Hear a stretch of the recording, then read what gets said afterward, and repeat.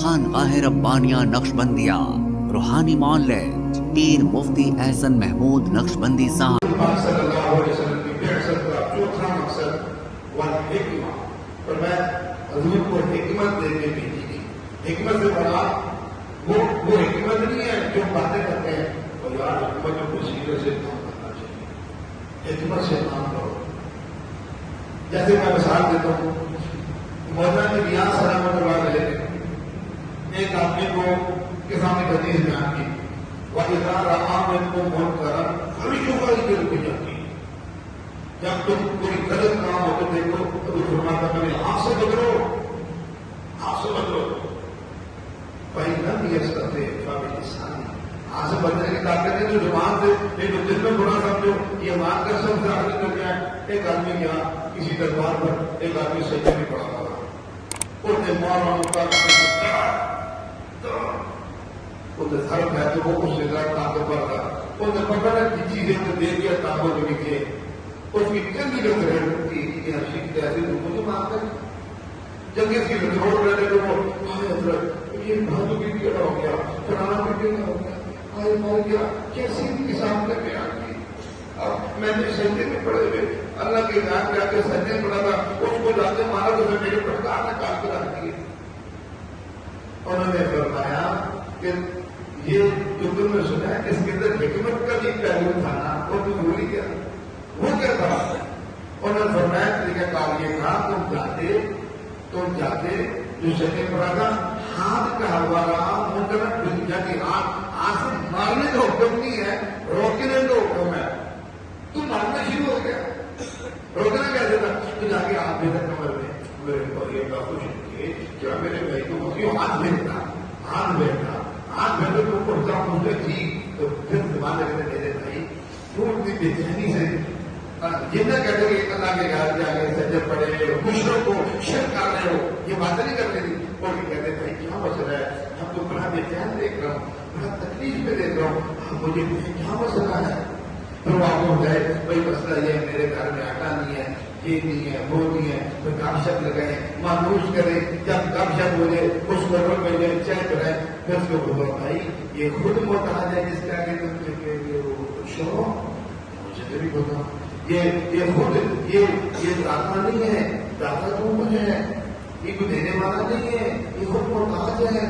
اللہ سمجھ ہے اللہ کے پاس جتنی مخلوق ہے سب اللہ کی محتاج ہے.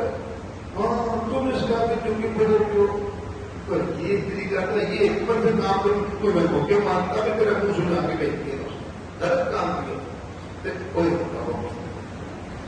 ایک تو یہ حکمت ہے، ایک یہ حکمت، اور اس حکمت سے توجہ کی جگہ بتاتا ہے ایک طرف دیکھیں وہ بیٹھنے کی کوشش کرو.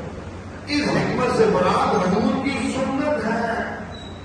قرآن پاک میں جو چوتھا بیسر کا مقصد بیان فرمایا حکمت والحکمت، اس حکمت سے مراد حضور کی سنت ہے کہ اس لیے حضور پاک صلی اللہ علیہ وسلم اپنی سنت کی تعلیم دے کر گئے اور یہ فرما کر گئے کہ جو میری سنت کے مطابق زندگی گزار کر آئے گا، جو میری سنت کے مطابق زندگی گزارے گا، اس کے اندر اللہ کی بھی رضا ہے، میری بھی رضا ہے، میری بھی اہل حضور کی محبت کے نامت، اللہ کے ساتھ محبت کی نامت، اللہ کے احکامات کو حضور کے طریقے میں پورا کرنا.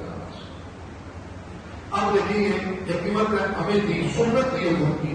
اب یہ سنت صرف نماز کی حد تک نہیں ہے، روزے زکات کی حد تک نہیں ہے. یہاں روزے زکات میں سنت طریقہ کیا ہے؟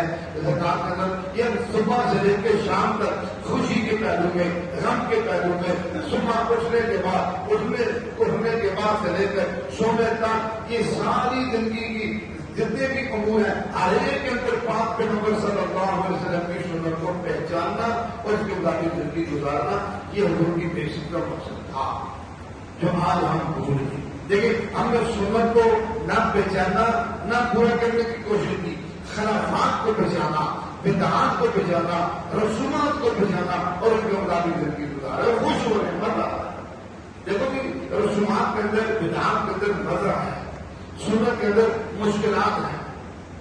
سنت پوری کرنے میں مشکل ہے کہ سنت ایک آدمی داری ہے اس کو مزاج نہیں ہے اور پھر سنت کے مطابق داری نبھائیں گے تو پریشان ہو جائے گا. لوگ کیا کہیں گے؟ لوگ کہیں گے تو ہندو ہو جائے. لوگ کہیں گے تو دار مسلم ہوگا، لوگ کہیں گے، اور کل لوگوں کو چھوڑو، کل حضور کیا کہیں گے یہ کہ بزرگ ہے. آج ہم سنت کے خلاف زندگی گزار رہے ہیں اور بہت مطمئن ہیں، مدد سے جا کوئی پرواہ نہیں. میرا کون سا عمل سنت کے مطابق ہونا چاہیے، کون سنت کے خلاف کر، کسی کی کوئی پرواہ نہیں. اس لیے سامنے گرام قدر آج ہمارا ربیع الاول کے دن حضور پاک صلی اللہ تبارک و تعالیٰ وسلم میرے آپ کے لیے جو دنیا میں تشریف لائے، آپ کی ولادت پر شہادت ہوئی، اس کے لیے آپ دنیا میں ایک 4 مقصد لے کر آئے. قرآن کی تلاوت لے کر آئے، قرآن کی تعلیم لے کر آئے، تزکیہ نفس لے کر آئے، اور حکمت بھری زندگی لے کر آئے. یہ 4 چیزیں میرے آپ کے لیے لے کر آئے، اور میں اور آپ اور امت مسلمان ان 4 چیزوں سے ناآشنا بھی ہے اور آشنا ہونا چاہتے ہیں. ہم اسے ماننے ہی نہیں چاہتے، ہم حضور کے بیسط کے مقاصد کو پہچاننے ہی نہیں چاہتے. حضور کیوں دنیا میں تشریف لائے؟ اس لیے آج ہمارے اوپر جو سوال ہے، ہمارے اوپر یہ حالات ہیں، ان مقاصد کی تکمیل نہ کرنے کی وجہ سے، ان کو پہچاننے کی نہ پہچان کر زندگی گزارنے کی وجہ سے کہ آدمی اس کے مطابق زندگی گزارا، ہم اس کو بنا ہی نہیں رہے. ہم دوسری چیزوں میں الجھے ہوئے ہیں، دوسری چیزوں میں اپنا وقت ضائع کر رہے ہیں. تو اس لیے آج کے اس مبارک دن مبارک اجتماع میں یہ 4 مقصد جو میں نے عرض کیے، جنہوں نے پورے سن لیے الحمدللہ، جنہوں نے سنے ہی نہیں ہے ان کا تو اللہ ہی حافظ ہے. تو لوگ کوشش کرتے ہیں کب جگہ ڈیڑھ ہوگا تو مسجد میں کی 1-2 منٹ پہلے چلیں گے تو خدا نہ مل جائے، اللہ ناراض ہو جائیں گے. کوشش ہوگی آخری وقت میں آنے کی، سمجھ گئے نا؟ کیوں ہم خدا ہم کھانا بھائی بھاشا کہتے ہیں، لوگ مسجد کو کھانا سمجھتے ہیں. اگر ہم پہلے چلیں گے تو ہمیں نترنا پڑنا شروع ہو گیا، کھانے میں ادھر میں ادھر نہ پڑھنا شروع ہو. اس لیے آپ کھانا سمجھتے ہیں، آخر میں آتے ہیں. اگر اس کو سادہ سمجھے تو سب سے پہلے اللہ پاک عمل کرنے کی کوشش. ہمارے ہاں جادو، جنات، بندش اور نظر بد کا شافی علاج قرآن و سنت کی روشنی میں کیا جاتا ہے.